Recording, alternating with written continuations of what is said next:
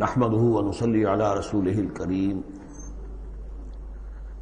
اما بعد فقد قال الله تبارك وتعالى كما ورد في سورة المجادلة اعوذ بالله من الشيطان الرجيم بسم الله الرحمن الرحيم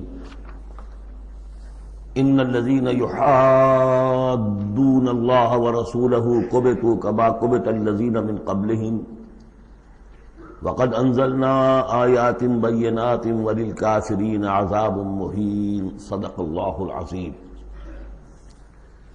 جیسا کہ میں عرض کر چکا ہوں، سورہ حدید میں اللہ تعالیٰ کے لائق دیے ہوئے نظام عدل و قسط کے قیام کو، انبیاء کرام کی بعثت، کتابوں کے نزول اور جو میزان اللہ نے عطا فرمائی ہے اس کا مقصد قرار دیا گیا۔ ظاہر بات ہے کہ اس نظام عدل و قسط کو قائم کرنے کے لیے جد و جہد ایک سعی کرنی پڑے گی، اور اس میں یقیناً رکاوٹ ڈالی جائے گی ان لوگوں کی طرف سے کہ جو ایک غیر عادلانہ نظام میں مفادات اٹھا رہے ہوں، جن کو کہ کچھ پریولیجز حاصل ہوں۔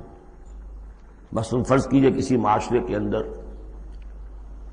سیاسی ریپریشن ہے، جبر ہے، ظاہر بات ہے کہ وہ ڈکٹیٹر ہیں، کچھ لوگ ہیں کہ جنہوں نے دوسرے لوگوں کو دبایا ہوا ہے، وہ کبھی پسند نہیں کریں گے کہ لوگوں کو ان کے حقوق مل جائیں۔ یا کسی معاشرے کے اندر زیادہ نمایاں چیز جو ہے وہ معاشی استحصال ہے،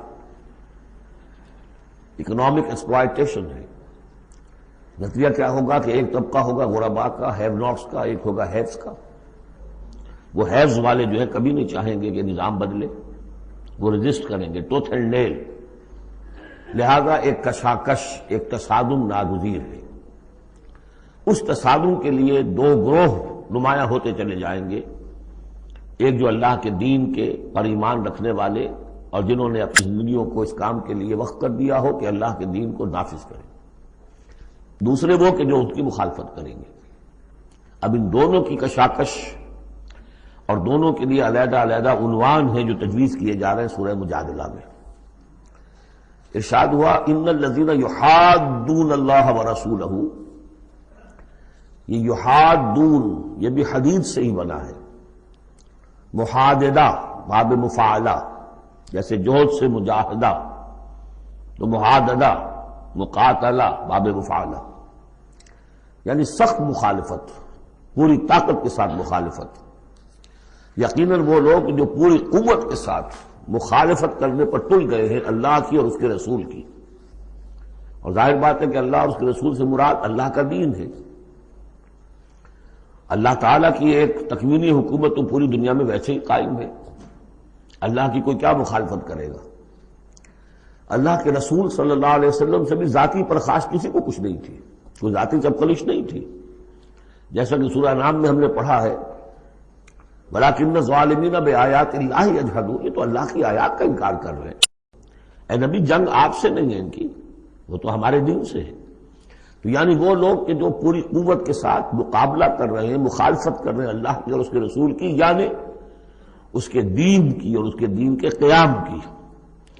دین بھی اگر رکھا رہے کتابوں میں لکھا ہوا اور مزید پی ایچ ڈیز اس پہ آپ کرتے رہیے، کتابیں لکھتے رہیے، تو انہیں کوئی اعتراض نہیں، لیکن جب آپ یہ کہیں گے کہ اس دین کو قائم کرنا ہے تو یہ ہے بات کہ جو بہرحال ٹھنڈے پیٹوں برداشت نہیں کی جا سکتی۔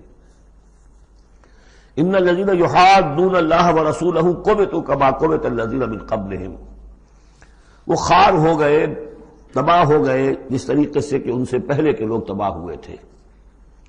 یعنی یہ کہ جیسے قوم فرعون تباہ ہوئی، قوم نوح تباہ ہوئی، قوم ہود تباہ ہوئی، جس نے بھی مخالفت کی اللہ کی اور اس کے رسول کی، ان کا جو انجام ہوا وہ تمہیں معلوم ہے۔ وَقَدْ أَنزَلْنَا آیَاتٍ بَيِّنَاتٍ، اور ہم اتار چکے ہیں روشن آیات، یعنی مکی صورتوں میں یہ سارے واقعات آ چکے ہیں۔ بڑی بڑی قومیں جو تم سے کہیں بڑھ کر، اے قریش اور اے عرب کے مشرکوں، تم سے کہیں بڑھ کر زیادہ طاقتور تھے، ان کو ہم نے ہلاک کیا۔ وَلِلْكَافِرِينَ عَذَابٌ مُّهِينٌ، یہ تو دنیاوی عذاب تھا جو ان پر آیا، ابھی ان کے لیے عذاب مہین جو ہے، ذلت والا عذاب آخرت کے اندر ہے۔ یوم یبعثہم اللہ جمیعا فینبئہم بما عملوا، جس دن کہ اللہ تعالیٰ ان سب کو اٹھائے گا بعث بعد الموت، اور پھر انہیں جتلا دے گا جو انہوں نے عمل کیے تھے. احصاہ اللہ ونسوہ، اللہ نے تو ان کو محفوظ رکھا ہوا تھا، ان کا ریکارڈ تھا، ایک ایک عمل ان کا جو ہے وہاں پر موجود تھا. ونسوہ، وہ بھول بھی چکے تھے کہ انہوں نے کیا کیا زیادتیاں کی ہیں، کیا کیا حرام خوریاں کی ہیں، وہ تو بھول چکے تھے. واللہ علی کل شیء شہید، اور اللہ تعالیٰ تو ہر چیز پر گواہ ہے، خود نگران ہے. الم تر ان اللہ یعلم ما فی السماوات و ما فی الارض، کیا تم نہیں دیکھتے کہ اللہ تعالیٰ تو جانتا ہے جو کچھ بھی ہے آسمانوں میں اور جو کچھ بھی ہے زمین میں. ما یکون من نجوا ثلاثۃ الا هو رابعهم، نہیں ہوتے کبھی بھی تین آدمی سرگوشیاں کرتے ہوئے مگر یہ کہ ان کا چوتھا اللہ ہوتا ہے. جماعتی زندگی میں ایک بڑا فتنہ پیدا ہو جاتا ہے کہ گروپ بندی ہو جائے، اور پھر وہ گروپس جو ہیں خفیہ جو ہے چیمیں گوئیاں شروع کر دیں. ایک جماعت ہے، اس جماعت میں ظاہر بات ہے اختلاف رائے بھی ہو سکتا ہے، لیکن اختلاف رائے کے لیے جو فورم ہے جہاں اختلاف رائے کا اظہار ہونا چاہیے وہاں اختلاف کیا جائے، اس کے قواعد و ضوابط کو ملحوظ رکھتے ہوئے. اس کی بجائے پرورٹڈ ذہنیت جو ہوتی ہے، تخریبی ذہنیت ہوتی ہے، وہ یہ ہے کہ اپنی ایک علیحدہ سی لابی بنا کر اور اپنے ہی مشورے کر رہے ہیں، گفتگویں کر رہے ہیں، تاکہ اپنے خیال میں تو اور پختہ سے پختہ ہوتے چلے جائیں. اگر عام ڈائیلاگ ہو تو اس میں تو پورا موقع ہوتا ہے کہ آج آپ کو کوئی خیال آیا ہے لیکن کل آپ کو اس کی غلطی آپ پر واضح ہو جائے، اور جو دوسرا خیال ہے آپ اس کے قائل ہو جائے کہ نہیں وہ بات واقعی میری سمجھ میں نہیں آئی تھی، اب سمجھ میں آ گئی ہے.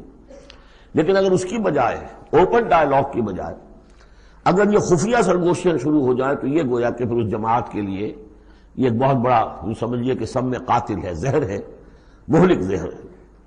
تو اس کا ذکر ہو رہا ہے. ما یکون من نجوا ثلاثۃ، جب کئی علیحدگی میں اور خفیہ مشورے کرتے ہیں تین افراد، الا هو رابعهم، اللہ تعالیٰ ان کے ساتھ موجود ہوتا ہے چوتھا. ولا خمسۃ الا هو سادسهم، نہیں ہوتے کوئی پانچ مگر یہ کہ ہوتا ہے اللہ چھٹا. ولا ادنی من ذلک، ادنا کیا ہوگا، دو ہوں گے ثلاثہ سے نیچے تو ان کے ساتھ تیسرا اللہ ہے. ولا اکثر، اس سے زائد ہو تب بھی اگر وہ خفیہ میٹنگز ہو رہی ہیں اور خفیہ سرگوشیاں ہو رہی ہیں تو اللہ تو ان کے ساتھ ہے. ہوا معہم اینما کانوا، یہ وہی الفاظ آ گئے جو سورہ حدید میں بھی آئے تھے. ہوا معکم اینما کنتم، الا ہوا معہم اینما کانوا، وہ تو موجود ہوتا ہے جہاں کہیں بھی ہوں. ثم ینبئہم بما عملوا، پھر ان کو بتا دے گا، جتلا دے گا جو کچھ کہ انہوں نے عمل کیا تھا قیامت کے دن. ان اللہ بکل شیء علیم، یقینا اللہ ہر چیز کا علم رکھتا ہے. الم تر الی الذین نہوا عن النجوی، کیا تم نے دیکھا نہیں کہ وہ لوگ کہ جنہیں منع کیا گیا تھا نجوا سے. یہ آیت جو ہے سورہ نساء میں آ چکی ہے، آیت نمبر 114. لا خیر فی کثیر من نجواہم، اب اس سے ثابت ہو گیا کہ یہ سورہ مجادلہ اس کے بعد نازل ہو رہی ہے، اس لیے کہ اس کے بارے میں اشارہ کیا جا رہا ہے کہ ان کو منع کیا گیا تھا نجوا سے. ثم یعودون لما نہوا عنہ، پھر بھی وہ اعادہ کر رہے ہیں، دوبارہ اسی شے کا ارتکاب کر رہے ہیں جس سے وہ روکے گئے تھے. یہ منافقین تھے کہ جو سرگوشیاں کرتے تھے، علیحدہ جا کر باتیں کرتے تھے، اسکیمیں بناتے تھے. کبھی وہ جن کے ساتھ ان کے دوستانہ تعلقات تھے یہود میں سے ان کے پاس جاتے تھے، کبھی آپس میں میٹنگیں کرتے تھے. وَيَتَنَاجَوْنَ بِالْإِثْمِ وَالْعُدْوَانِ وَمَعْصِيَتِ الرَّسُولِ، اور وہ جو سرگوشیاں کرتے ہیں وہ گناہ کے بعد کی کرتے ہیں، زیادتیوں کی کرتے ہیں، اور رسول کی معصیت، رسول کی نافرمانی. یہ سورہ نساء جب ہم پڑھ رہے تھے تو میں نے آپ سے عرض کیا تھا، یاد ہوگا کہ منافقین پر بہت شاذ گزرتا تھا کہ ہم رسول کی اطاعت کریں، ہم اللہ کو مانیں گے، اللہ کی کتاب میں جو بات آ جائے گی اس پہ عمل کریں گے، لیکن یہ کیا ضروری ہے، یہ تو ہماری طرح کے ایک انسان ہے. پھر ہم سورہ قتال میں دیکھ چکے ہیں کہ انہوں نے از خود ایک مہم جوئی شروع کر دی ہے. کیا ضرورت تھی یہ چھیڑ چھاڑ کیوں کی قریش کے ساتھ، کیوں جنگوں کا سلسلہ شروع کیا جس کے لیے کہ یہ مصیبت جو ہے بڑھتی چلی گئی. لہذا ان کے اوپر جو شاق گزر رہا تھا وہ تھا رسول کی اطاعت و معصیت الرسول، رسول کی نافرمانی. وَإِذَا جَاءُوكَ حَيَّوْكَ بِمَا لَمْ يُحَيِّكَ بِهِ اللَّهُ، اور جب وہ آپ کے پاس آتے ہیں تو آپ کو دعا وہ دیتے ہیں کہ جو اللہ نے آپ کو نہیں دی ہے. یہ ہم پڑھ چکے ہیں، سورہ نساء ہی میں یہ مضمون آیا تھا. تحیہ، عربوں کے ہاں سب سے بڑی دعا یہ تھی کہ حیاک اللہ، حیاتی ہوئے، اللہ تعالیٰ تمہاری زندگی دراز کرے، طویل کرے، اچھی زندگی دے. تو اس طرح کی بات ہے. لیکن وہ جب آتے تھے اس کے بعد اسلام میں اب جو گریٹنگز ہیں وہ السلام علیکم، لیکن وہ جب آتے تھے تو السلام علیکم، السلام علیکم، سام کے معنی موت ہے، اے نبی آپ پر موت پڑے، اے مسلمانوں تم پر موت پڑے۔ لہذا وَإِذَا جَاءُوكَ حَيَّوْكَ بِمَا لَمْ يُحْيِكَ بِهِ اللَّهُ وَيَقُولُونَ فِي أَنفُسِهِمْ۔ اب دیکھیے نفسیاتی بات ہے، دل ہی دل میں وہ کہتے تھے پھر لولا يعذبنا الله بما نقول، اللہ ہمیں عذاب کیوں نہیں دے رہا ہمارے اس کہنے پر۔ اس کا کیا مطلب ہے؟ یہ رسول نہیں ہے۔ اگر رسول ہوتے تو ہماری اس گستاخی پر فوراً ہماری زبانیں کھینچ لیتا اللہ تعالیٰ۔ یہ ہے وہ چیز جس سے کہ ہم نے سورہ حدید میں دیکھا تھا کہ پھر وہ جو تھوڑی بہت پونجی ایمان کی ہوتی ہے وہ بھی برف کی طرح پگھلنی شروع ہو جاتی، زائل ہونی شروع ہو جاتی۔ ایک شرارت کی، السلام علیکم یا رسول اللہ کہا، پھر اس کے بعد ہمیں پکڑ تو کوئی نہیں ہوئی۔ اس کا مطلب یہ اللہ کے رسول نہیں ہے۔ اللہ کے رسول ہوتے تو اللہ اپنے رسول کی یہ توہین اور یہ استہزاء کبھی برداشت نہ کرتا۔ حسبہم جہنم، ان کے لیے تو اب جہنم ہی کافی ہے، موضوع ہے۔ یصلونہا، اس میں وہ داخل ہوں گے، فبئس المصیر، اور بہت برا ٹھکانہ ہے۔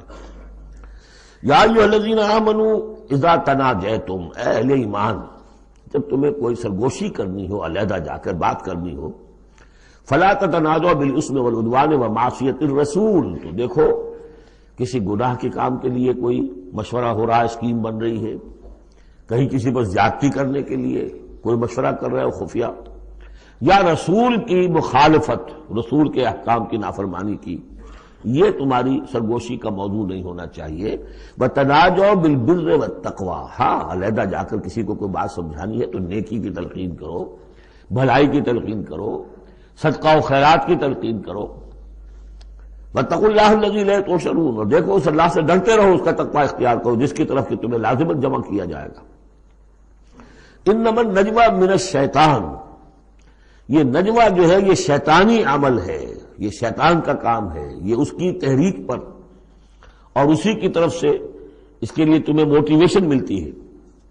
لِيَحْزُنَ الَّذِينَ آمَنُوا، تاکہ اہل ایمان جو ہیں وہ رنجیدہ ہوں۔ ایک تو یہ کہ یہ ساری ان کی اسکیمیں جو ہوتی تھی وہ اسی لیے ہوتی تھی مسلمانوں کو نقصان پہنچائیں، ظاہر بات ہے کہ نقصان پہنچے گا وقتی اور عارضی طور پر، تو طبع بشری کی بنا پر کچھ نہ کچھ رنج اور افسوس تو ہوگا۔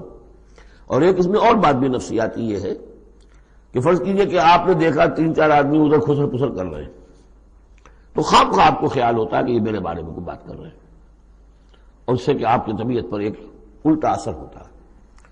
کبھی کبھی خاص طور پر ایسا بھی ہوتا ہے کہ آپ کی طرف کسی نے دیکھ بھی لیا مسکرا کے، اور یہ در حقیقت انہیں ستانے کے لیے، چڑھانے کے لیے۔ لِيَحْزُنَ الَّذِينَ آمَنُوا، تاکہ اہل ایمان جو ہے وہ حزن سے دو چار ہوں، دلگیر ہوں، دل گرفتہ ہوں۔ وَلَيْسَ بِضَارِّهِمْ شَيْئًا، حالانکہ یہ شیطان کوئی ضرر نہیں پہنچا سکتا انہیں کچھ بھی، إِلَّا بِإِذْنِ اللَّهِ، مگر اللہ کے اذن سے۔ اللہ کی طرف سے کوئی آزمائش آنی ہے تو آئے گی، کوئی روک نہیں سکتا، لیکن شیطان اپنے ارادے سے، اپنے اختیار سے کوئی ضرر نہیں پہنچا سکتا۔ وَعَلَى اللَّهِ فَلْيَتَوَكَّلِ الْمُؤْمِنُونَ، اور اہل ایمان کو توکل کرنا چاہیے صرف اللہ پر۔ اہل ایمان کا توکل اور بھروسہ یہ کچھ نہیں ہوگا ان کے کیے، تم اپنا فرض ادا کرو، اللہ تعالیٰ تمہارے ساتھ ہے۔ یا ایھا الذین آمنوا اذا قیل لکم تفصحوا فی المجالس فافصحوا یفصح اللہ لکم، یہ بھی ان منافقین کا طرز عمل تھا کہ مجالس میں جب حضور کی عام مجلس ہے تو اس میں 3-4 آدمی ذرا قریب ہو کر ایک گچھا سا بن کر بیٹھے ہوئے ہیں، اور جو بات ہو رہی ہے حضور فرمائے ساتھ ساتھ وہ فقرے بھی چست کرتے جا رہے ہیں۔ پھر یہ کہ وہ علیحدہ بیٹھتے تھے کہ ہمارے فقرے کے سچے مسلمان نہ سن لے کہیں، تب تو پکڑ ہو جائے گی ہماری۔ تو گویا کہ ایک گچھا سا بن کر وہ بیٹھے ہوئے ہیں، بہت قریب قریب ہو کر، اپنا ایک علیحدہ سالقہ بنا کر۔ تو اس کے لیے اگر ان سے کہا جاتا کھل کر بیٹھو، اس طریقے سے یہ جگہ جگہ پر علیحدہ گروپ بنا کر نہ بیٹھو، کھل کر بیٹھو، معلوم ہو کہ ایک اجلاس ہے، ایک اجتماع ہو رہا ہے۔ فافصحوا، تو تم کھل کے بیٹھا کرو، اللہ تعالیٰ تمہارے لیے کشادگی پیدا کر دے گا۔ بڑی عمدہ انداز ہے نصیحت کا۔ وَإِذَا قِيلَ انشُزُوا فَانشُزُوا يَرْفَعِ اللَّهُ الَّذِينَ آمَنُوا مِنكُمْ، اور جب کہا جائے کہ اٹھ کھڑے ہو تو چلے جایا کرو، اٹھ جایا کرو۔ یہ بھی ہوتا تھا کہ ایک میٹنگ ہے، مشورہ ہے، گفتگو ہوئی ہے، کوئی مسئلہ طے ہو گیا ہے، اب یہ ہمیں اقدام کرنا ہے، یہ فیصلہ کرنا ہے۔ اب یہ کہ جب مجلس برخاست ہوئی وہ بیٹھے ہوئے وہیں پر کچھ ایک گروپ بنا کر، اب اس کے اوپر تبصرے ہو رہے ہیں۔ یہ بھی در حقیقت بحیثیت مجموعی جماعت کے اندر ایک سوء ظن کی سی فضا پیدا کرنے والی شے ہے۔ اب جب اجتماع تھا، بیٹھے تھے، اجتماع ختم ہو گیا، اب جائیے. جب کہا جائے کہ اٹھ جاؤ تو اٹھ جایا کرو، اٹھ کھڑے ہوا کرو. یرفع اللہ الذین آمنوا منکم، اللہ تعالیٰ تم میں سے جو واقعی اہل ایمان ہے ان کے درجات بلند کرے گا. والذین اوتوا العلم درجات، اور جن کو اللہ تعالیٰ نے علم دیا ہے، حقیقی علم دیا ہے، ان کے درجات بلند کرے گا. واللہ بما تعملون خبیر، اور اللہ تعالیٰ جو کچھ تم کر رہے ہو اس سے باخبر ہے. یا ایھا الذین آمنوا اذا ناجیتم الرسول فقدموا بین یدی نجواکم صدقہ. اہل ایمان جب تم رسول سے کوئی تنہائی میں بات کرنا چاہو تو ذرا اپنی اس علیحدگی کی بات سے پہلے کوئی صدقہ دیا کرو. اب اس کا بھی پس منظر سمجھیے، یہ چیزیں سمجھ میں نہیں آ سکتی اگر جماعتی ایک شکل سامنے نہ ہو اور اس میں ایک جد و جہد کی شکل. ہوتا کیا ہے کہ کچھ لوگ وہ اپنی حضور سے قرب ظاہر کرنے کے لیے اور اپنی حیثیت کو علیحدہ ممیز کرنے کے لیے، حضور ذرا مجھے آپ سے علیحدگی میں بات کرنی ہے تاکہ لوگ دیکھ لیں یہ کوئی بڑا چودھری ہے، بڑا اہم آدمی ہے، یہ علیحدگی میں جا کے بات کر رہا ہے. تو بڑا یعنی یہ کہ حضور کو بھی اس پر اعتماد ہے، اور وہ اپنی ایک نمایاں حیثیت ظاہر کرنے کے لیے. اور جو ان میں منافق تھے، جو عبداللہ ابن ابی کے بارے میں آپ کو بتا چکا ہوں کہ جب حضور جمعے کا خطبہ دینے کھڑے ہوتے تھے تو پہلے صف میں ہوتا تھا، پہلے کھڑا ہو جاتا تھا خود، اور کہہ رہے لوگوں دیکھو توجہ سے سنو، یہ اللہ کے رسول ہے، تاکہ اس کی اپنی حیثیت ایک ظاہر ہو جائے کہ وہ یہاں کا چودھری ہے. اور وہ تھا مدینے کا چودھری، اس لیے کہ خزرج کا سردار تھا، اور خزرج بڑا قبیلہ تھا، اور طے کر چکے تھے اہل مدینہ کہ اسے بادشاہ بنا لیں گے، اپنا نظام بنائیں گے، چونکہ بہت عرصہ ہو گیا تھا انہیں باہم لڑتے ہوئے اوس اور خزرج کو. اب وہ چاہ رہے تھے کوئی ایک نظام ہو جائے، ہمارا بھی ایک بادشاہ ہو کوئی. اور اس کے لیے تاج بن چکا تھا، بس تاج پوشی باقی تھی کہ حضور تشریف لے آئے جو بے تاج بادشاہ بن گئے. اب اس کے جو بادشاہی کے خواب تھے سارے کے سارے جو ہیں وہ ختم ہو گئے، لہذا اس کے اندر دشمنی اول روز سے تھی. تو وہ بھی اپنی اس حیثیت کو ظاہر کرنے کے لیے کھڑے ہو کر کہتا تھا. اسی طرح یہ کہ اذا ناجیتم الرسول، تو اب آپ نے چونکہ مال سے جو ہے محبت بہت تھی، حضور نے کہا کہ پہلے کو صدقہ دے کر پھر ذرا آ کے حضور سے بات کیا کرو. ٹیکس لگا دیا اللہ تعالیٰ نے حضور سے علیحدہ گفتگو کا. اب وہ تو اس سے پہلوتی کر گئے، اور تھا صرف یہی بتانا تھا کہ یہ لوگ جو بہت ان کو مال سے اتنی محبت ہے کہ کوئی صدقہ دے کر اور پھر حضور سے علیحدہ گفتگو کرنے کے لیے کوئی آمادہ نہیں ہوا ان میں سے. حضرت علی کہتے ہیں رضی اللہ تعالیٰ عنہ، میں واحد شخص تھا جس نے حضور سے تنہائی میں گفتگو کے لیے آپ سے وقت مانگا اور صدقہ جو ہے اس کو پیش کیا. لیکن اللہ تعالیٰ نے جلد ہی اس حکم کو جو ہے منسوخ بھی کر دیا. یہ حکم بہت جلدی منسوخ ہوا ہے. یا ایھا الذین آمنوا اذا ناجیتم الرسول فقدموا بین یدی نجواکم صدقہ ذالک خیر لکم واطہر، یہ تمہارے لیے بہت بہتر بھی ہے اور بہت پاکیزہ بات ہے. فإن لم تجدوا فإن اللہ غفور رحیم، ہاں اگر تم غریب ہو، تمہیں نہیں تمہارے پاس کوئی شے ہے تو اللہ تعالیٰ غفور اور رحیم ہے. یہ گنجائش رکھتی تھی. لیکن ظاہر بات ہے منافقین تو غریب نہیں تھے، وہ تو متمول لوگ تھے، مرفع الحال لوگ تھے. اس کے بعد فرمایا اشفقتم ان تقدموا بین یدی نجواکم صدقات، کیا تم ڈر گئے اس سے کہ رسول کے ساتھ اپنی تنہائی کی بات اور ملاقات سے پہلے کوئی صدقہ دو. فَإِذْ لَمْ تَفْعَلُوا وَتَابَ اللَّهُ عَلَيْكُمْ، تو جب تم نے یہ نہیں کیا تو اللہ تعالیٰ نے بھی تمہاری توبہ کو قبول کیا، تم پر نظر عنایت فرمائی. فَأَقِیمُوا الصَّلَاةَ وَآتُوا الزَّکَاةَ وَأَطِیعُوا اللَّهَ وَرَسُولَهُ، تو بس ٹھیک ہے نماز قائم رکھو، زکوٰۃ ادا کرو اور اللہ اور اس کے رسول کی اطاعت کرتے رہو. وَاللَّهُ خَبِیرٌ بِمَا تَعْمَلُونَ، اللہ باخبر ہے اس سے کہ جو تم کر رہے ہو. تو یہ حکم آیا بہت عارضی طور پر اور بہت جلد ختم بھی کر دیا گیا. لیکن یہ کہ اس سے وہ لوگ نمایاں ہو گئے کہ جو پہلے بہت ہی بار بار آتے تھے اور علیحدہ سے مشورے کرتے تھے اور اپنی ایک حیثیت جو ہے اس کا اظہار اس طریقے سے کیا کرتے تھے، جب اس حکم کے بعد چند دن تک وہ نہیں آئے تو معلوم ہو گیا ہوگا اور پھر ان کو بھی شرم آئی ہوگی کہ اب دوبارہ ہم وہ کام نہ کریں. الم تر الی الذین تولوا قوما غضب اللہ علیہم، کیا تم نے غور نہیں کیا کہ وہ لوگ کہ جنہوں نے دوستی گانٹھی ہے ان سے کہ جن پر اللہ کا غضب ہے. یہاں مراد کون ہے؟ یہودی کون ہے؟ مغضوب علیہم، جو لوگ ہیں مسلمانوں تم میں سے، چاہے اوس کے ہوں یا خزرج کے ہوں، جنہوں نے ان سے ابھی تک یارانے گانٹھے ہوئے ہیں، دوستیاں ہیں، حلیفی کے پرانے تعلقات کو ابھی تک نبھا رہے ہو. الم تر الی الذین تولوا قوما غضب اللہ علیہم ما هم منکم ولا منهم، وہ نہ تم میں سے ہے نہ ان میں سے. یہ منافقین کا یہ رول، لا الہ الا ولا الہ الا، مذبذبین بین ذالک کی سورہ نساء میں ہم پڑھ چکے ہیں. وَيَحْلِفُونَ عَلَى الْكَذِبِ وَهُمْ يَعْلَمُونَ، اور وہ جانتے بوجھتے جھوٹے حلف اٹھاتے ہیں، قسمیں کھاتے ہیں، جھوٹی قسمیں کھاتے ہیں. أَعَدَّ اللَّهُ لَهُمْ عَذَابًا شَدِيدًا، اللہ تعالیٰ نے تیار کر رکھا ہے ان کے لیے ایک سخت عذاب. إِنَّهُمْ سَاءَ مَا كَانُوا يَعْمَلُونَ، یقیناً جو طرز عمل وہ اختیار کیے ہوئے وہ بہت ہی برا ہے. اتخذوا أيمانهم جنة، انہوں نے اپنی قسموں کو ڈھال بنا لیا ہے. جہاں کسی بات پر گرفت ہوئی، خدا کی قسم، اللہ گواہ ہے یہ معاملہ یوں نہیں تھا، یوں تھا. اب دوسرا شخص جو ہے شریف مسلمان ہے، وہ مروت میں آ کے اللہ کی قسم کھا رہا ہے تو کم سے کم چپ تو ہو جاتا تھا. اب میں کیا کروں؟ لہذا انہوں نے قسموں کو اپنی ڈھال بنا لیا.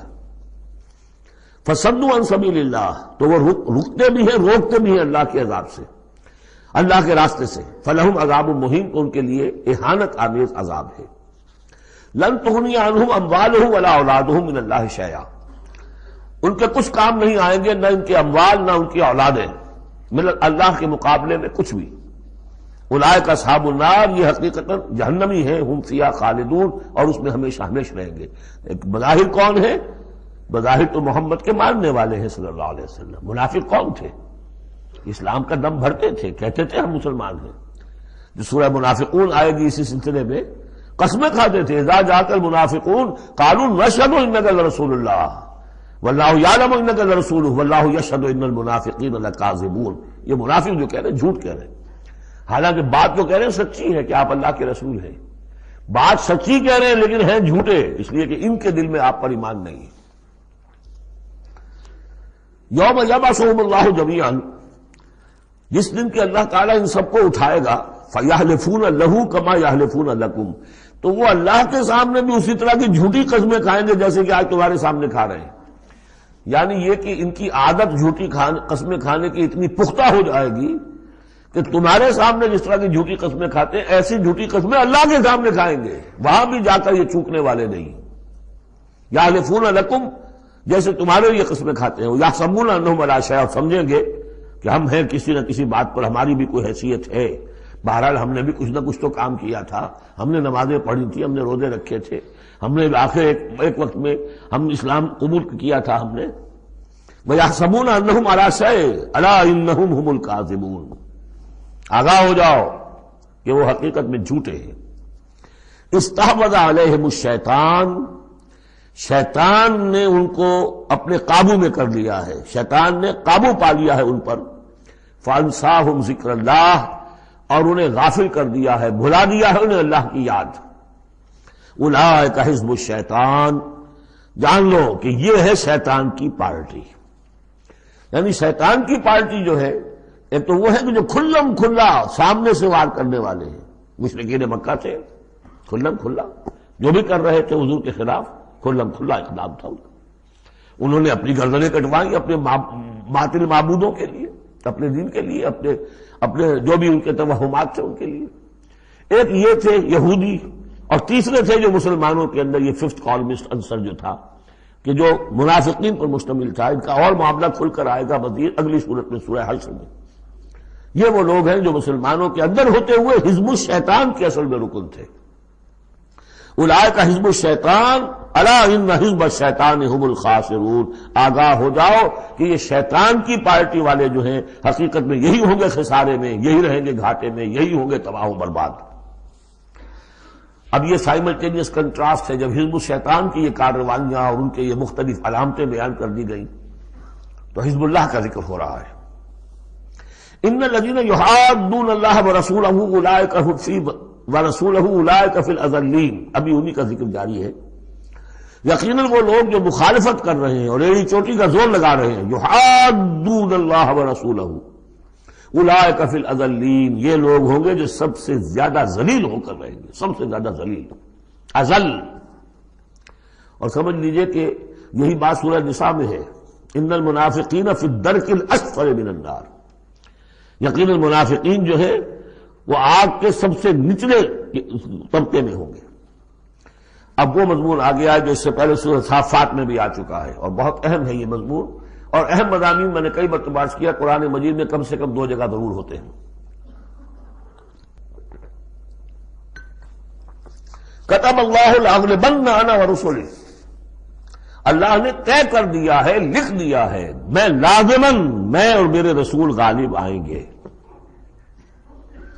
سورہ صافات میں ہم پڑھ چکے ہیں وَلَقَدْ سَبَقَتْ كَلِمَتُنَا لِعِبَادِنَا الْمُرْسَلِينَ إِنَّهُمْ لَهُمُ الْمَنْصُورُونَ وَإِنَّ جُنْدَنَا لَهُمُ الْغَالِبُونَ۔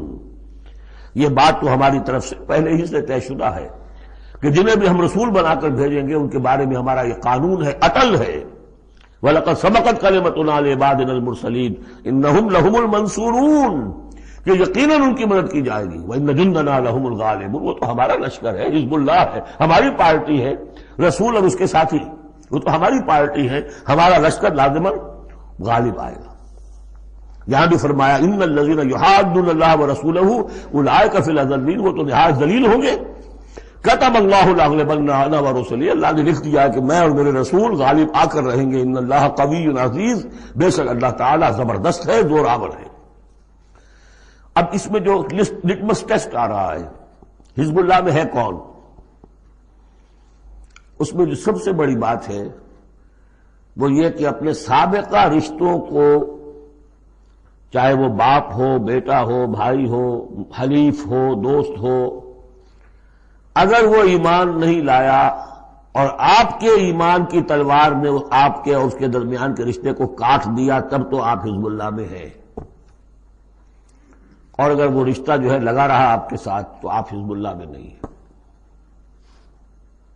لٹمس ٹیسٹ یہ ہے، یکسو ہونا۔ لا تجد قوما یؤمنون باللہ والیوم الآخر یوادون من حاد اللہ ورسولہ، تم نہیں پاؤ گے ان لوگوں کو جو حقیقتاً ایمان رکھتے ہوں اللہ پر اور یوم آخر پر کہ وہ محبت کر رہے ہیں ان سے جو مخالفت کرتے ہیں اللہ کی اور اس کے رسول کی۔ سیدھی سی بات ہے۔ ایک وہ کفار ہیں جو انرٹ ہوں، پیسو ہوں، آپ کے خلاف کوئی اقدام نہ کر رہے ہوں، اسلام کے خلاف کوئی، ان کا معاملہ علیحدہ ہو جائے گا، یہ سورہ ممتحنہ میں آئے گا۔ لیکن وہ لوگ جو ایکٹیو ہیں، ریزسٹ کر رہے ہیں، اسلام کے خلاف جدوجہد کر رہے ہیں، اگر ان کے ساتھ بھی کوئی دوستی کا رشتہ ہے تو پھر حزب اللہ سے آپ خارج ہو گئے۔ لا تجد قوما یؤمنون باللہ والیوم الآخر یوادون من حاد اللہ ورسولہ، نہیں پاؤ گے تم کسی بھی شخص کو جو ایمان رکھتا ہو اللہ پر اور یوم آخر پر کہ وہ محبت کی پیگے بڑھا رہا ہو ان سے کہ جن کی مخالفت ہے اللہ سے اور اس کے رسول سے۔ وَلَوْ كَانُوا آبَاءَهُمْ، خواہ وہ ان کے باپ ہوں، او ابناہم یا ان کے بیٹے ہوں، او اخوانہم یا ان کے بھائی ہوں، او عشیرتہم یا ان کے رشتہ دار ہوں۔ اب وہی نوٹ کر لیجیے آیت سورہ توبہ کی آیت نمبر 24، قل ان کان آباؤکم وابناؤکم واخوانکم وازواجکم وعشیرتکم واموال اقترفتموها وتجارۃ تخشون کسادها ومساکن ترضونها احب الیکم من اللہ ورسولہ وجہاد فی سبیلہ۔ اللہ کی محبت کے تو آپ بڑے دعوے کر سکتے ہیں، رسول کی محبت کے، رسول کے عشق کے بڑے بڑے دعوے آپ کر سکتے ہیں، لمبے لمبے جلوس نکال سکتے ہیں، بڑی بڑی محفل بیعت منعقد کر سکتے ہیں، نعتوں کے اندر زمین آسمان کے کلامیں ملا سکتے ہیں۔ اصل میں جو ٹیسٹ ہوگا کہ واقعتاً اللہ سے اور اس کے رسول سے محبت ہے یا نہیں ہے تو جہاد فی سبیلہ سے ہوگا، وہ تو ٹھوس ہے۔ تو اگر وہ 8 چیزوں کی محبت ان 3 چیزوں کی محبت سے بڑھ گئی، فتربصوا، تو جاؤ اور انتظار کرو، حتی یاتی اللہ بامرہ، یہاں تک کہ اللہ اپنا فیصلہ سنا دے۔ واللہ لا یہدی القوم الفاسقین، اللہ ایسے ناہنجاروں کو ہدایت نہیں دیتا۔ تقریباً اس کی ہم بدن آیت ہے یہ، لا تجد قوما یؤمنون باللہ والیوم الآخر یوادون من حاد اللہ ورسولہ ولو کانوا آباءہم او ابناءہم او اخوانہم او عشیرتہم اولئک کتب فی قلوبہم الایمان وایدہم بروح منہ۔ یہ وہ لوگ ہیں جن کے دلوں میں اللہ نے ایمان لکھ دیا ہے۔ لکھ دینا کسی چیز کا پختہ کر دینا، طے کر دینا، لکھ دیا ہے، نقش فی الحجر، جیسے کہ پتھر میں لکیر ہو جائے، ایسا اللہ نے اس کو لکھ دیا ہے۔ وَأَيَّدَهُمْ بِرُوحٍ مِّنْهُ، اور پھر ان کی مدد کی ہے اللہ تعالیٰ نے اپنی طرف سے، اپنے غیب کے فیض سے، روح سے۔ اب یہ روح فرشتہ بھی ہو سکتا ہے، یا اللہ تعالیٰ کی طرف سے الہام بھی ہو سکتا ہے، تو جو بھی اللہ کی طرف سے جو غیر مرئی جو بھی مدد آتی ہے وہ سب وہ ہے. وَيُدْخِلُهُمْ جَنَّاتٍ تَجْرِي مِن تَحْتِهَا الْأَنْهَارُ خَالِدِينَ فِيهَا، اور وہ داخل کرے گا انہیں ان باغات میں جن کے دامن میں ندیاں بہتی ہوں گی اور جس میں وہ ہمیشہ ہمیش رہیں گے. رضی اللہ عنہم ورضوا عنہ، وہ اللہ سے راضی ہو جائیں گے اور اللہ ان سے راضی ہو جائے گا، یا یوں کہیے کہ وہ اللہ سے راضی ہو چکے اور اللہ ان سے راضی ہو چکا. اولئک حزب اللہ، اب یہ آیا ہے کنٹراسٹ، وہ حزب الشیطان، یہ حزب اللہ. اولئک حزب اللہ، یہ ہے اللہ کی پارٹی، اللہ کی جماعت. الا ان حزب اللہ هم المفلحون، آگاہ ہو جاؤ کہ یقیناً اللہ کی جماعت جو ہے وہی فلاح پانے والی ہے، اللہ کی پارٹی ہی کے لیے آخری کامیابی ہے. یہ مضمون اس سے پہلے سورہ مائدہ میں بھی آ چکا. فإن حزب اللہ هم الغالبون، وہاں آیا فإن حزب اللہ هم الغالبون، اللہ کی پارٹی ہی غالب آ کر رہے گی. لیکن دنیا میں غالب آ جانا در حقیقت اگرچہ یہ بڑی کامیابی ہے، لیکن سب سے بڑی کامیابی تو وہ فلاح ہے. اولئک الا ان حزب اللہ هم المفلحون، وہ انہیں کو فلاح ملنے والی ہے کہ جو اللہ کی پارٹی سے متعلق ہوں گے. اللہم ربنا اجعلنا منہم، اللہم ربنا اجعلنا منہم، اللہم ربنا اجعلنا منہم، آمین یا رب العالمین. سورۃ الحشر، بسم اللہ الرحمن الرحیم.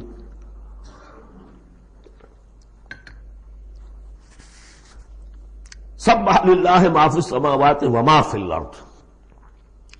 سورہ حدید اس سے ایک لفظ میں بڑھ گیا صرف، وہاں تھا سبح للہ ما فی السماوات والارض، یہاں ما فی کا اضافہ.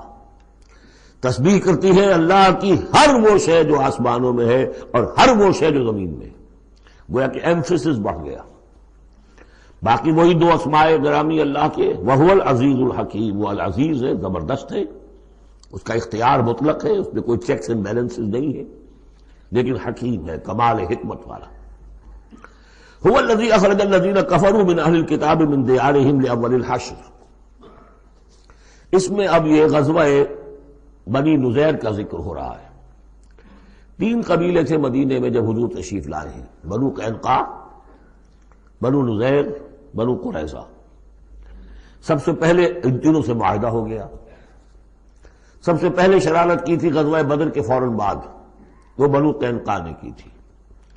انہوں نے اپنے معاہدے کی خلاف ورزی کی، شرارتیں کی، تو حضور نے ان کو مدینے سے نکال دیا. دوسری باری آئی اس کی، یہ ہے بنو نذیر. غزوہ احد کے بعد سن 3 میں غزوہ احد ہوا ہے، سن 4 میں ان یہ واقعہ پیش آیا ہے. انہوں نے، ان کا ایک سردار تھا کعب ابن اشرف، اس نے بڑی ریشہ دوانی شروع کی. قریش کے ساتھ سلسلہ جنبانی ہو رہا ہے، خود بھی گیا کسی طریقے سے. ہم تو، ہماری جان زیق میں آ گئی ہے، محمد آ گئے وہاں پر، آپ کی قوم کے لوگ ہیں، اب آپ ہی ہمیں ہماری جان ان سے چھڑائیں اور آپ لوگ حملہ کریں، ہم اندر سے مدد کریں گے. لہذا یہ ساری ریشہ دوانی ہو رہی تھی. ایک مرتبہ حضور کو بلایا، کچھ معاملات میں گفتگو کرنی ہے. جہاں بیٹھے ہوئے تھے کسی دیوار کی سائے میں نیچے، اس کے اوپر سے ایک بڑی چکی کا پارٹ جو ہے پھینکا تاکہ حضور کو ہلاک کر دیں. تو یہ ساری ان کی طرف سے ریشہ دوانیاں ہو رہی تھیں. اس کے بعد بالآخر حضور نے فیصلہ کیا اور ان کے خلاف اقدام کیا. ربیع الاول سن 4 میں محاصرہ کر لیا ان کا. 6 دن یا یہ کہ مختلف تعداد آئی ہے دنوں کی، یہ محاصرہ جاری رہا. ان میں ہمت نہیں ہوئی کہ یہ مقابلہ کرتے. بالآخر انہوں نے سرنڈر کر دیا اور طے یہ پایا کہ انہیں جانے کی اجازت ہوگی اور جو سامان بھی یہ یہاں سے لے جا سکے. تو اب یہ ظاہر بات ہے کہ ان کے مکان تھے، وہ مکان بھی وہ گرا رہے تھے، کیواڑ ہی لے جائیں، وہ جو اوپر کڑیاں لگی ہوئی ہیں وہی لے جائیں. تو یہ سب کے سب جو پورا قبیلہ ہے نکل گیا، جو سامان اٹھا کر لے جا سکتے تھے وہ لے گئے. وہ تیسرا معاملہ جو ہوا پھر وہ بنو قریظہ کا ہوا، وہ غزوہ احزاب کے بعد ہوا، وہ ہم پڑھ چکے ہیں سورہ احزاب کے اندر. اس طرح ایک ایک کر کے تینوں قبائل نے یہود کے وعدہ خلافی کی اور پھر وہ اپنے کیفر کردار کو پہنچے. یہ بنی نذیر کا معاملہ ہے. هو الذی اخرج الذین کفروا من اہل الکتاب من دیارہم، وہی ہے جس نے نکال باہر کیا ان کافروں کو جو اہل کتاب میں سے تھے ان کے گھروں سے، لاول الحشر، پہلے جمع ہونے کے وقت. یعنی مسلمان بھی سمجھتے تھے کہ اتنی آسانی سے نہیں ہوگا معاملہ، جنگ ہوگی، یہ سامنے آئیں گے، میدان میں آئیں گے، جنگ ہوگی، خونریزی ہوگی. ان لوگوں کی بھی بڑی بڑکیں تھیں، پہلے تو بہت بڑکیں مارتے تھے کہ ہم یہ کر دیں گے وہ کر دیں گے۔ مسلمانوں قریش سے تمہاری جنگ ہوئی ہے، اگر بھی ہم سے اگر معاملہ مقابلہ پیش آئے تو تمہیں معلوم ہوگا جنگ کسے کہتے ہیں وغیرہ وغیرہ۔ یہ سورہ بنی اسرائیل، سورہ آل عمران کے بالکل شروع میں اس کا تذکرہ ہے۔ لیکن یہ کہ اول الحشر، یا تو اس کا مطلب یہ ہے کہ پہلی ہی مرتبہ جمع ہوئے ہیں مسلمانوں نے، آ کے محاصرہ کیا اور نکل آئے اور ہتھیار رکھ دیے، یا اس سے مراد یہ ہے کہ پہلی مرتبہ تو یہ یہاں سے اب نکالے جا رہے ہیں، پھر ایک وقت آئے گا کہ یہ خیبر سے بھی کھڑے جائیں گے۔ حضرت عمر کے زمانے میں تو جزیرہ نما عرب کو خالی کرا دیا گیا عیسائیوں سے اور یہودیوں سے۔ پھر ایک اور حشر ہونے والا ہے، وہ قیامت کا حشر ہے۔ تو اول الحشر یہ ہے جو ہوا ہے، ان کے ساتھ پیش آیا۔ ما ظننتم ان یخرجوا، مسلمانوں تمہارا بھی گمان یہ نہیں تھا کہ وہ نکل جائیں گے اتنی آسانی سے۔ وظنوا، اور ان کا بھی یہ یقین تھا، انہم مانعتہم حصونہم، کہ ان کے جو قلعے ہیں وہ انہیں بچا لیں گے، ان کی حفاظت کریں گے، من اللہ، اللہ سے۔ فَأَتَاهُمُ اللَّهُ مِنْ حَيْثُ لَمْ يَحْتَسِبُوا، تو اللہ نے تو ان پر حملہ کیا وہاں سے جہاں سے انہیں گمان ہی نہیں تھا، یعنی ان کے دلوں میں روب ڈال دیا۔ باہر سے کچھ کرنے کی ضرورت نہیں اللہ کو، اللہ نے ان کے دلوں میں خوف پیدا کر دیا۔ وَقَذَفَ فِي قُلُوبِهِمُ الرُّعْبَ، ان کے دلوں میں اللہ تعالیٰ نے روب جو ہے وہ ڈال دیا۔ یخربون بیوتہم، دیکھ لو وہ خود اپنے گھر جو ہیں ان کی تخریب کر رہے ہیں، توڑ رہے ہیں، کوئی کیواڑ نکالنے کو، کوئی کھڑکی نکالنے کو، کوئی چوکٹ نکالنے کو، کوئی اور اوپر کے جو ہے کڑیاں اور شہتیر لے جانے کے لیے۔ یخربون بیوتہم بایدیہم، اپنے ہاتھوں سے بھی تخریب ہو رہی ہے، وایدی المومنین، اور اہل ایمان کے ہاتھوں سے بھی۔ فاعتبروا یا اولی الابصار، تو اے آنکھوں والو عبرت حاصل کرو۔ یہ گویا کہ سنایا جا رہا ہے بنو قریظہ کو بھی، جب تم رہ گئے ہو ایک رہ گیا، عبرت حاصل کرو۔ وَلَوْلَا أَن كَتَبَ اللَّهُ عَلَيْهِمُ الْجَلَاءَ، اگر اللہ تعالیٰ نے پہلے سے یہ لکھ نہ دیا ہوتا کہ ان کو جلا وطن کیا جائے گا، لَعَذَّبَهُمْ فِي الدُّنْيَا، تو انہیں اور سخت عذاب دیتا دنیا کی زندگی میں۔ وَلَهُمْ فِي الْآخِرَةِ عَذَابُ النَّارِ، اور آخرت میں تو ان کے لیے آگ کا عذاب ہے ہی۔ ذَلِكَ بِأَنَّهُمْ شَاقُّوا اللَّهَ وَرَسُولَهُ، یہ اس لیے کہ انہوں نے اللہ اور اس کے رسول سے مخالفت کی، زدم زدہ کی۔ وَمَن يُشَاقِّ اللَّهَ فَإِنَّ اللَّهَ شَدِيدُ الْعِقَابِ، اور جو اللہ کے ساتھ، جو اس کے ساتھ زدم زدہ کرے، اللہ کے ساتھ اللہ کی مخالفت پر کمر کس لے، تو تم سن لو کہ اللہ تعالیٰ تو پھر سزا دینے میں بہت سخت ہے۔ مَا قَطَعْتُم مِّن لِینَةٍ أَوْ تَرَكْتُمُوهَا قَائِمَةً عَلَىٰ أُصُولِهَا، جو بھی تم نے لینا، یہ ایک خاص قسم کے کھجور کا درخت ہوتا تھا لینا، ان کے جو یہ گڑھیاں تھیں، ان کے جو مکان تھے، حویلیاں تھیں، ان کے چاروں طرف جو ہے کھجوروں کے اس طرح کی باڑ سی جیسے لگی ہوئی تھی، ایک طرح کی فصیل کھجوروں کا درخت گھنے۔ تو جب مسلمانوں نے محاصرہ کیا تو بعض جگہوں سے انہوں نے کھجور کے یہ درخت کاٹے، اس لیے کہ حملہ کرنے کے لیے کھلی جگہ چاہیے تھی۔ تو انہوں نے پھر پروپیگنڈا بنایا، اسکینڈل بنا دیا، دیکھو یہ اللہ کے رسول بنے پھرتے ہیں اور یہ اہل ایمان، اور یہ درخت کاٹ رہے ہیں۔ تو یہاں اللہ تعالیٰ نے اہل ایمان کے اس اقدام کی طرف اس کا جواز عطا فرمایا ہے کہ یہ تم نے صحیح کیا، تو غلط کام نہیں کیا۔ مَا قَطَعْتُم مِّن لِینَةٍ أَوْ تَرَكْتُمُوهَا، تم نے جو بھی وہ کھجور کے درخت کاٹے یا جو بھی تم نے چھوڑ دیے انہیں، قائمۃ علی اصولھا، جو اپنی جڑوں پر کھڑے ہوئے ہیں اب بھی، فبإذن اللہ، یہ سب اللہ کے اذن سے ہوا ہے۔ یعنی اللہ کے رسول صلی اللہ علیہ وسلم نے اگر نہیں روکا ہے تو ان کا نہ روکنا گویا کہ اللہ کی طرف سے اس کی ایک منظوری اور اس کی طرف سے اللہ تعالیٰ کی طرف سے امپلائڈ جو ہے اس کی سینکشن ہے۔ مَا قَطَعْتُم مِّن لِینَةٍ أَوْ تَرَكْتُمُوهَا قَائِمَةً عَلَىٰ أُصُولِهَا فَبِإِذْنِ اللَّهِ وَلِيُخْزِيَ الْفَاسِقِينَ، اور یہ اس لیے تھا تاکہ فاسقوں کو اللہ تعالیٰ رسوا کرے اور ذلیل و خوار کرے۔ اب اس سورہ مبارکہ کا یہ ایک اہم ترین مضمون آ رہا ہے، اور وہ ہے فے کا مال۔ مال غنیمت جب جنگ ہو اور جنگ کے نتیجے میں جو بھی مال ملے وہ مال غنیمت ہے، اس کا حکم سورہ انفال میں آ چکا۔ خمس جو ہے 5واں حصہ اللہ اور اس کے رسول کے لیے اور رسول کے قرابت داروں کے لیے اور مسکینوں کے لیے اور وابن السبیل اور مسافر کے لیے، 4 حصے تقسیم ہو جائیں گے مجاہدین کے مابین جنہوں نے جنگ میں حصہ لیا، اور ان میں سے جو سواری والے ہوں گے دوہرا حصہ، اور جو پیدل ہوں گے انہیں اکیلا۔ یہاں ذکر ہو رہا ہے کہ جنگ کی نوبت نہیں آئی، لہذا یہ مال فے ہے، یہ غنیمت نہیں ہے، یہ مال فے ہے، اور یہ کل کا کل اللہ اور اس کے رسول کا ہے۔ گویا کہ اس میں کسی کو بھی مسلمان کو کوئی حصہ نہیں ملے گا سوائے اس کے کہ جو اللہ کا رسول کسی کو فقیر کو غریب کو مسکین کو دینا چاہے وہ الگ بات ہے۔ وما افاء اللہ علی رسولہ، اور جو مال کے ہاتھ لگا دیا ہے اللہ نے اپنے رسول کے، منہم ان سے یعنی بنو نذیر سے، فما اوجفتم علیہ من خیر ولا رکاب، تو دیکھو اے مسلمانوں تم نے ان پر نہیں دوڑائے نہ اپنے گھوڑے نہ اونٹ، ولکن اللہ یسلط رسلہ علی من یشاء، یہ تو اللہ کی حکمت ہے، مشیت ہے، اس کی قدرت ہے، اللہ تعالیٰ مسلط کر دیتا ہے اپنے رسولوں کو جس پر چاہتا ہے۔ یہ خاص قدرت خدا بندی سے کہ اللہ نے ان کے دلوں میں رعب ڈال دیا، انہوں نے خود آ کے سرنڈر کر دیا، تو تمہیں تو جنگ کرنے کی نوبت پیش نہیں آئی، لہذا یہ مال غنیمت نہیں ہے۔ وعلی کل شیء، واللہ علی کل شیء قدیر، اللہ تعالیٰ ہر چیز پر قادر ہے۔ اب یہ حکم آ رہا ہے، ما افاء اللہ علی رسولہ من اہل القریٰ، جو مال بھی ہاتھ لگا دے اللہ اپنے رسول کے ان تمام بستی والوں سے، فللہ وللرسول ولذی القربى والیتامى والمساکین وابن السبیل، اس کا جو مصرف ہے وہ یہ کہ اللہ اور اس کا رسول، اس سے مراد ہے اسلامی ریاست، پھر رسول کے اپنے اخراجات، اپنی ازواج مطہرات کا دار نفقہ، اپنا جو ذمہ داریاں ہیں معاشرتی، پھر رسول کے قرابت دار، ظاہر بات ہے ذی القربیٰ جو ہے وہ عام آدمی کے لیے قرابت دار ہیں، ان کے ساتھ حسن سلوک ہوتا ہے، تو رسول کے بھی تو قرابت دار ہیں، اور رسول کا کوئی اور ذریعہ معاش تو ہے نہیں۔ والیتامى والمساکین وابن السبیل، باقی اس کے علاوہ جو بھی مستحق ہیں، فقراء ہیں، غریب ہیں اور ان کے لیے محتاج ہیں، کہ لا یکون دولۃ بین الاغنیاء منکم، اور یہ اہم ترین اسٹیٹمنٹ آف آبجیکٹیوز ہے۔ مقصد کیا ہے؟ کہ لا یکون، تاکہ ایسا نہ ہو کہ دولت تمہارے امیروں ہی کے مابین چکر لگاتی رہے۔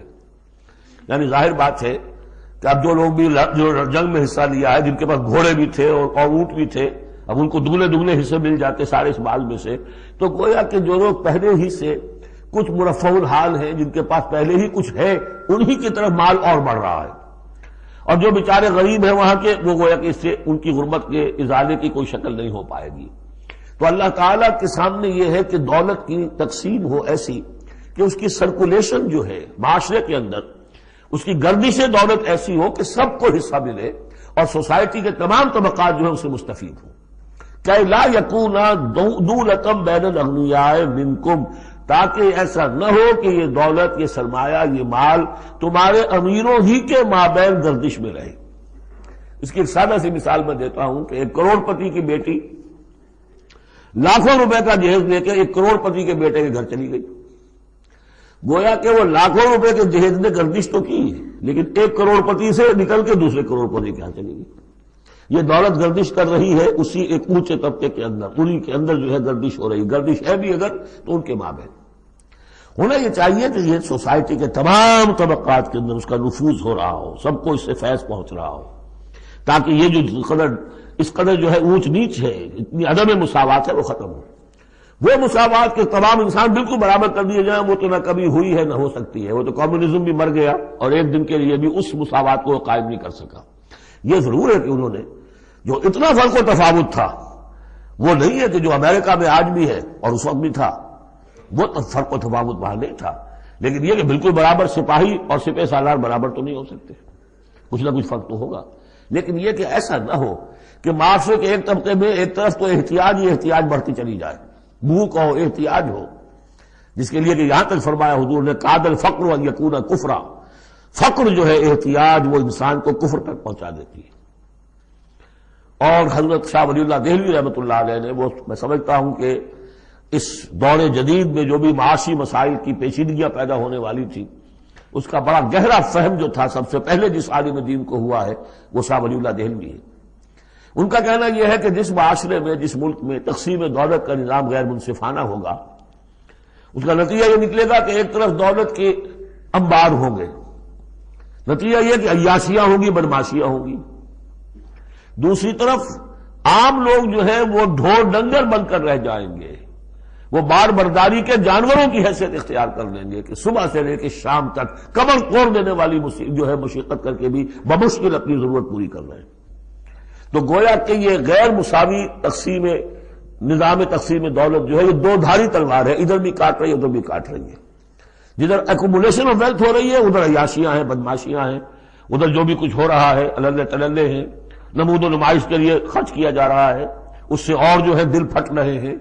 کسی بڑے سیٹ صاحب کی بیٹی کی شادی ہے اور پوری کوٹھی بقعہ نور بنی ہوئی ہے، ایک ایک پتے کے ساتھ انہوں نے لگا رکھا ہے ایک ایک بلب، اور دوسری طرف اس سیٹ کا کوئی نہ کوئی شوفر بھی ہے، کوئی اس کا کھانا پکانے والا ہے، کوئی چوکیدار ہے، کوئی مالی ہے، اور اس کے گھر میں بچی جو ہے بوڑھی ہو رہی ہے اور اس کا ہاتھ پیلا نہیں ہو سکتا، اس لیے کچھ نہیں ہے اس کے پاس۔ تو ان ملازمین کے دل میں ان کی محبت پیدا ہوگی یا نفرت پیدا ہوگی؟ انما یرید الشیطان ان یوقع بینکم العداوۃ والبغضاء، شیطان تو چاہتا ہے تمہارے مابین دشمنی اور بغض کے جذبات پیدا کرے، اور وہ پیدا ہو رہے ہیں۔ دوسری طرف فقر ہے، کاد الفقر ویقول کفرا، تو اس میں یہ ہے کہ ضرورت ہے کہ لا یکون دولۃ بین الاغنیاء منکم، نظام ایسا ہونا چاہیے کہ منصفانہ عادلانہ تقسیم ہو دولت کی، اور اس طرح سے مستقل طبقات بن کر نہ رہ جائے۔ وما آتاکم الرسول فخذوہ، اب ظاہر بات ہے کہ اس وقت فوری طور پر تو بڑا دھکا لگا ہوگا نا، اوس اور خزرج کے مسلمان جو تھے وہ جب آئے تھے محاصرہ کیا تھا، توقع انہیں یہ ہوگی کہ مال غنیمت میں سے ہمیں ملے گا، تو فوری طور پر یہ سمجھ لیں آخر انسان تھے، فرشتے تو نہیں تھے نا، تو انہیں یقیناً کوئی دھکا سا لگا ہوگا، شوق پہنچا ہوگا، لہذا اب اس کے لیے جو بھی ایک ایمان کو ان کے جو ہے اپیل کیا جا رہا ہے، وما آتاکم الرسول فخذوہ، اور دیکھو جو رسول تمہیں دے دے وہ لے لو، وما نہاکم عنہ فانتہوا، اور جس چیز سے روک دے رک جاؤ، واتقوا اللہ، اللہ کا تقوی اختیار کرو، ان اللہ شدید العقاب، اللہ تعالی سزا دینے میں بہت سخت ہے۔ للفقراء، اب بیان ہوا کہ جب یہ بیت المال میں چلا جائے گا تو رسول نے تو اپنے اوپر فقر لازم کیا ہوا ہے، رسول نے تو اپنی بیویوں کے نفقہ بڑھانے کی بجائے ایلا کر لیا تھا، سورہ احزاب میں ہم سب پڑھ آئے ہیں۔ رسول یہ کس کو دے گا؟ للفقراء المہاجرین الذین اخرجوا من دیارہم، وہ مہاجر جو تندست ہیں، کہ جو نکال دیے گئے اپنے گھروں سے، اموالہم، اور اپنے اموال سے، انہیں سب کچھ چھوڑ کر آنا پڑا۔ یبتغون فضلا من اللہ ورضوانا، وہ تو اللہ کے فضل کے متلاشی ہیں، تلاش کر رہے ہیں، حاصل کرنا چاہتے ہیں اللہ کا فضل اور اس کی رضا، وینصرون اللہ ورسولہ، اور وہ اللہ اس کے رسول کی مدد کر رہے ہیں۔ وَلِيَعْلَمَ اللَّهُ مَن يَنصُرُهُ وَرُسُلَهُ بِالْغَیبِ، یہ ہم پڑھ چکے ہیں۔ اللہ دیکھنا چاہتا ہے کون ہے وہ جو اللہ کی مدد کرتے ہیں اور اللہ کے رسول کی مدد کرتے ہیں غیب میں ہونے کے باوجود۔ تو یہ لوگ جو ہے جان ہتھیلیوں پر رکھ کر آ گئے، مکے کو انہوں نے چھوڑ دیا، اپنے گھر بار وہاں چھوڑے ہوئے ہیں، اپنے بال بچوں کو چھوڑا ہوا ہے، تو ان کے لیے کوئی چیز نہیں ہے، تو اب اس میں سے مال فے میں سے ان کا حصہ ہوگا۔ للفقراء المہاجرین الذین اخرجوا من دیارہم واموالہم ویبتغون فضلا من اللہ ورضوانا وینصرون اللہ ورسولہ اولئک هم الصادقون، یقیناً وہ لوگ سچے ہیں، انہوں نے اپنا سچا ہونا ثابت کر دیا، صادق الایمان ہونے کا ثبوت دے دیا۔ والذین تبوؤا الدار والایمان من قبلہم، اور جو لوگ گھروں میں آباد تھے اور جن کو پاس ایمان بھی تھا ان سے پہلے، یعنی ان کے آنے سے پہلے، یعنی انصار مدینے میں جو پہلے سے آباد تھے اور ان کے دلوں میں بھی ایمان پیدا ہو چکا تھا، وہ جب یہ مہاجرین آئے ہیں تو ان کا طرز عمل کیا تھا؟ جن کے دلوں میں ایمان تھا، یحبون من ہاجر الیہم، انہوں نے قطعاً گراں نہیں محسوس کیا کہ یہ ہجرت کر کے لوگ آ گئے ہیں، ہماری معیشت پر بوجھ بن جائیں گے، ہمارے لیے جو ہے یہ آبادی جو ہے اتنی بڑی اور بڑھ رہی ہے، ان کے پاس کوئی دولت نہیں ہے، سرمایہ نہیں ہے، کوئی انویسٹمنٹ نہیں کر سکتے، تو بجائے اس کے کہ وہ یہ محسوس کریں کہ ہمارے اوپر تو یہ بہت بڑا بوجھ آ گیا، یحبون من ہاجر الیہم، وہ تو محبت کرتے ہیں ان سے جنہوں نے ہجرت کی ہے، ان کی طرف آئے ہیں ان کے ہاں، ولا یجدون فی صدورہم حاجۃ مما اوتوا، اور وہ نہیں پاتے اپنے سینوں کے اندر کوئی بھی حاجت، کوئی تنگی اس چیز پر کہ جو انہیں دی جا رہی ہے، کہ انہیں کیوں دیا جا رہا ہے، نہیں ہوگا، اس لیے کہ ان کے دلوں میں ایمان ہے، اللہ تعالیٰ نے ان کو ایمان کی دولت سے بہرہ ور کیا ہے۔ یہ جیسا کہ میں نے عرض کیا کہ انصار میں سے جن حضرات کو توقع تھی کہ اب یہ سارا مال و اسباب جو چھوڑ کر گئے ہیں بنو نذیر، اس میں سے ہمیں بھی حصہ ملے گا، اور جب یہ طے ہو گیا کہ یہ سارا مال فے ہے، یہ مال غنیمت ہے ہی نہیں، تو آخر فوری طور پر تو ایک دھکا سا لگا ہوگا۔ یہ ساری آیات در حقیقت ان کی تشفی کے لیے، تسکین کے لیے، ان کے جذبہ ایمان کو اپیل کرتے ہوئے اللہ اور اس کے رسول کے حوالے سے بات کی جا رہی ہے، اور جو بھی ان کے اندر ایمان تھا در حقیقت اس کا اعتراف کرتے ہوئے کہ والذین تبوؤا الدار والایمان من قبلہم یحبون من ہاجر الیہم، وہ تو محبت کرتے ہیں ان لوگوں سے جو ہجرت کر کے ان کے ہاں آ گئے ہیں، ولا یجدون فی صدورہم حاجۃ مما اوتوا، اور انہیں ہرگز کوئی تنگی محسوس نہیں ہوتی اس معاملے پر کہ جو انہیں دیا جا رہا ہے مہاجرین کو. وَيُؤْثِرُونَ عَلَىٰ أَنفُسِهِمْ وَلَوْ كَانَ بِهِمْ خَصَاصَةٌ، اور وہ تو اپنے اوپر ترجیح دیتے ہیں دوسروں کو خواہ ان کے اپنے اوپر تنگی ہو.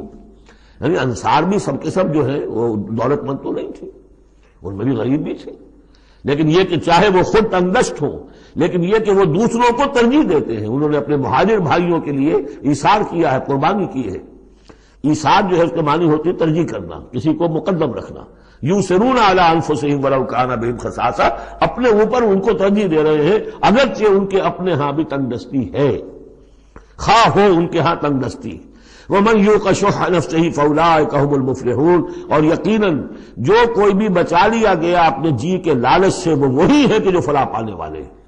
یہ ترغیب و تشویق ہے انصار کے لیے کہ جن کو گویا کہ اس مال فے سے ان آیات کی روح سے بالکل محروم قرار دے دیا گیا، الا یہ کہ ان کے ہاں جو یتامہ ہو، مساکین ہو، ان کے لیے تو ظاہر بات ہے کہ وہ حصہ موجود ہے. اب جو آیت آ رہی ہے اس حصے کی وہ یہ ہے، بہت عظیم آیت اس پہلو سے ہے کہ اسی سے استدلال کیا حضرت عمر نے رضی اللہ تعالیٰ عنہ ہماری تاریخ کے ایک بہت اہم موقع پر، جبکہ خاصا اختلاف بھی اس میں پیدا ہو گیا تھا. پہلے وہ موقع سمجھ لیجئے جب حضرت عمر کے دور خلافت میں عراق فتح ہو گیا، شام فتح ہو گیا، ایران فتح ہو گیا، مصر فتح ہو گیا. تو ایک فرٹائل کریسنٹ کہلاتا ہے مڈل ایسٹ کا، بہت زرخیز علاقہ. درمیان میں تو اگرچہ عراق کے اور شام کے ایک بڑا صحرا ہے، لیکن ایک کریسنٹ پاتا ہے، بہت فرٹائل ایریا. اب یہ جو مجاہدین تھے، صحابہ کرام کتنے تھے؟ چند ہزار. ان کی طرف سے مطالبہ ہوا کہ یہ ساری زمینیں یہ مال غنیمت ہے، 1/5 رکھیے بیت المال کے لیے، 4/5 ہمارے اندر تقسیم کر دی. اگر ایسا ہو جاتا تو تاریخ انسانی کی عظیم ترین جاگیرداری پیدا ہو جاتی، پورا ملک تقسیم ہو جاتا چند ہزار صحابہ کے اندر. اس سے بھی آگے بڑھ کر اس میں امپلائڈ یہ بھی تھا کہ ان ملکوں کی تمام آبادی ہماری غلام ہے، تقسیم کر دیجیے انہیں. مال غنیمت میں جو غلام آتے تھے وہ تقسیم ہوتے تھے کہ نہیں؟ لونڈیاں آتی تھی تو غنیمت تقسیم ہوتی تھی کہ نہیں؟ یہ اتنا بڑا مسئلہ تھا. حضرت عمر رضی اللہ تعالیٰ عنہ نے اس پر غور کیا اور ان کی رائے یہ ہوئی کہ یہ جو مال ہے یہ مال فے شمار ہوگا، مال غنیمت نہیں. مال غنیمت صرف وہ ہوگا جو کسی جنگ میں مارکے کے عین مقام پر جو چیز ملے گی، جو تلواریں دشمن کے ہاتھ سے آپ کے ہاتھ لگ گئیں، زرہیں ہیں اور سامان ہے، یا بیڑے بکریاں ہیں، ان کے بھی تو راشن ساتھ ہوتے تھے کہ نہیں، گھوڑے ہیں، اونٹ ہیں، یا وہاں جو پی او ڈبلیوز ہوں گے جو وہاں گرفتار ہوں گے، جو لڑنے والے، یا عورتیں اگر وہاں ساتھ ہوں گی وہ کنیزیں بنائی جائیں گی. تو جو محاذ جنگ پر جو مال آئے گا وہ تو غنیمت ہے. لیکن پورا ملک، اب جنگ تو ایک ہوئی ہے، نہاوند کی جنگ ہوئی ہے یا فلاں کسی اور کی جنگ ہوئی ہے، تو اس کے نتیجے میں تو پورا کا پورا ملک جو ہے کسی کے قبضے میں آ گیا. ساری حکومت جو تھی ابراہیم لودھی کی، پانی پت کی جنگ کے اندر وہ ہارا اور ساری حکومت جو ہے وہ اب بابر کی ہو گئی. تو اگر اس طرح کا کوئی معاملہ اس وقت سمجھا جاتا تو اب سارے کے سارے لوگ غلام اور ان کی عورتیں کنیزیں، جو چاہے کریں. اب اس پر جب حضرت عمر کی یہ رائے ہوئی اور اس کے لیے دلیل یہ لائے تھے کہ انہوں نے فرمایا کہ یہ جو فے کا حکم چلا آ رہا ہے اس میں ایک تو فرمایا گیا ما افاء اللہ علی رسولہ من اہل القری فللہ وللرسول ولذی القربى والیتامى والمساکین وابن السبیل. اگلی آیت میں فرمایا للفقراء المہاجرین الذین اخرجوا من دیارہم واموالہم. اسی کے ساتھ جوڑا انہوں نے اس آیت کو والذین جاؤوا من بعدہم، جو اور بعد میں آئیں گے.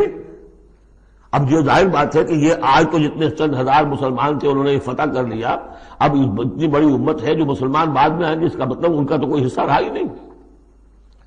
یہ بیت المال کے حصہ کی ملکیت قرار پائیں گی ساری زمینیں، تاکہ یہ امت مسلمہ کی ایک کلیکٹو ملکیت ہو، collective ownership of the whole Muslim Ummah, تاکہ اس سے جو بیت المال کے اندر خراج آئے گا اس خراج سے تمام مسلمانوں کی بہبود اور یہ کہ اللہ کے دین کی آگے نشر و اشاعت، اس کا ایک مکمل نظام، اور جو ہماری حدیں ہیں تو سرحدوں کے اوپر جو ہے فوجی پہرا، اس کے لیے باقاعدہ فوج رکھنا، اس کے لیے مسلسل جو ہے آمدنی چاہیے، اس سب کے لیے حضرت عمر نے کہا کہ یہ مال فے قرار پائے گا ان لوگوں کی اس آیت کی روح سے، کہ اس میں حق صرف انہی کا نہیں ہے کہ جو اس وقت ہیں، والذین جاءوا من بعدہم، وہ جو لوگ ان کے بعد آئیں گے ان کا بھی اس کے اندر حق ہے۔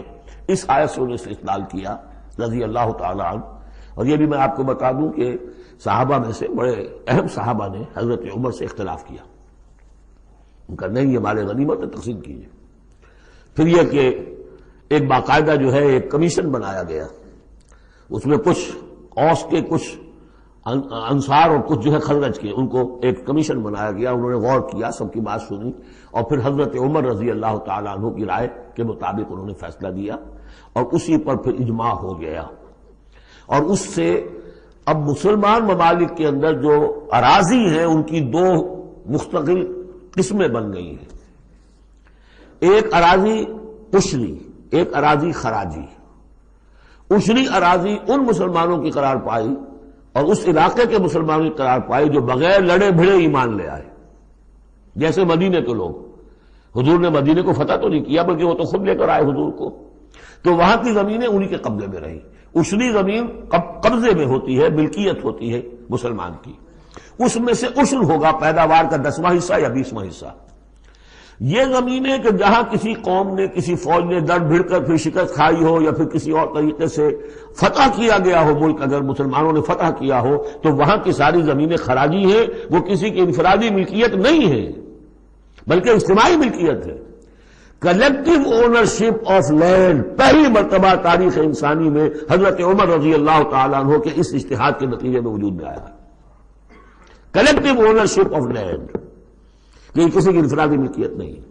جو ملک بھی فتح کیا گیا ہے بزور شمشیر طاقت کے ساتھ، اس کی زمینیں خراجی ہیں، عشری نہیں ہے، یعنی وہ مسلمانوں کی اجتماعی ملکیت ہے، انفرادی نہیں ہے۔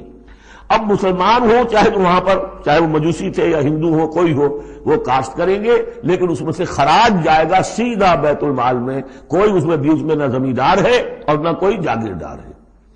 اس زمین کو کہتے ہیں خراجی زمین۔ اور پچھلی صدی تک تقریباً اس پر اجماع تھا کہ ہندوستان کی ساری زمینیں خراجی ہیں، یہاں کوئی عشری زمین نہیں ہے، کوئی زمین ملکیت ہی نہیں ہے، کسی کو ملکیت نہیں، سب یہ مسلمانوں کی اجتماعی ملکیت ہے۔ چنانچہ